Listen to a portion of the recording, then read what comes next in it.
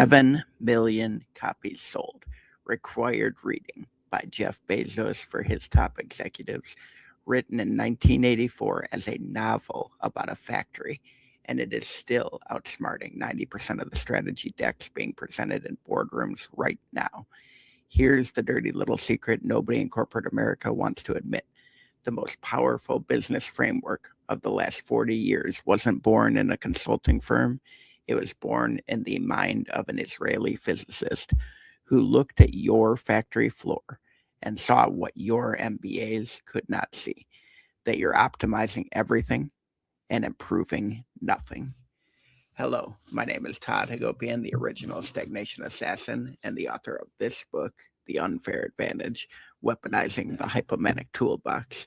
But today, we are doing a Stagnation Assassin book review of The Goal by Eliyahu Goldratt. So get ready for a hard-hitting, bold, relentless review of a book that has been quietly assassinating stagnation since Ronald Reagan's first term, and whether or not it still deserves a permanent spot on your bookshelf. Here's the setup. Alex Rogo is a plant manager. His factory is hemorrhaging money. His boss gives him 90 days to turn it around, or they're shutting the whole thing down. Sound familiar? If you've ever walked into a division that's bleeding cash while everyone claims they're working hard, this is your story. Goldratt wrote it as a business novel, a thriller about throughput, bottlenecks, and the terrifying truth that being busy and being productive are two very different things. And if that distinction doesn't keep you up at night, you are probably the bottleneck.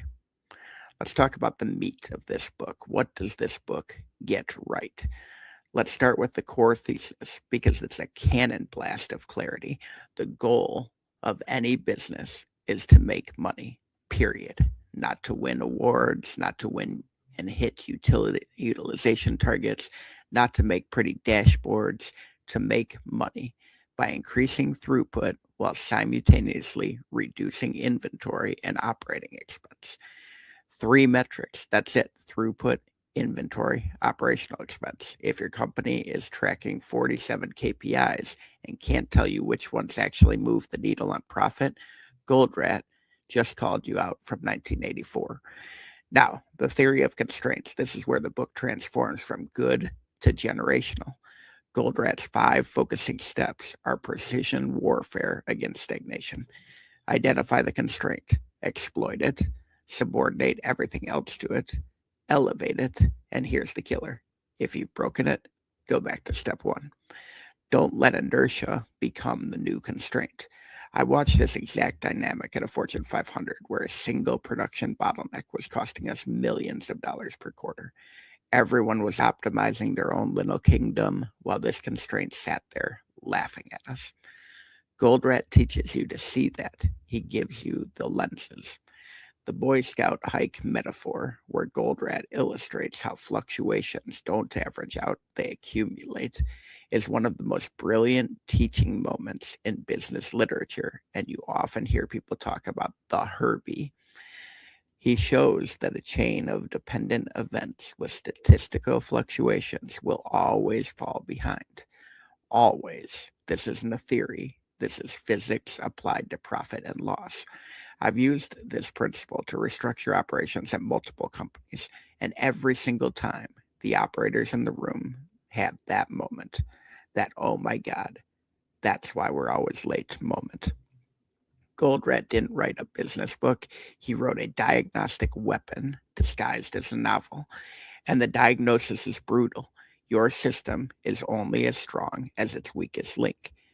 And you're probably polishing the strong ones. The Socratic method Goldratt uses throughout the character of Jonah, asking questions instead of giving answers, is masterful. It forces the reader to think, not just consume. The book doesn't hand you a fish. It teaches you to see the river. That's compounding brilliance. Every reread reveals another layer, and I read this every single year. You should too. The murder board. What, if anything, does this book get wrong?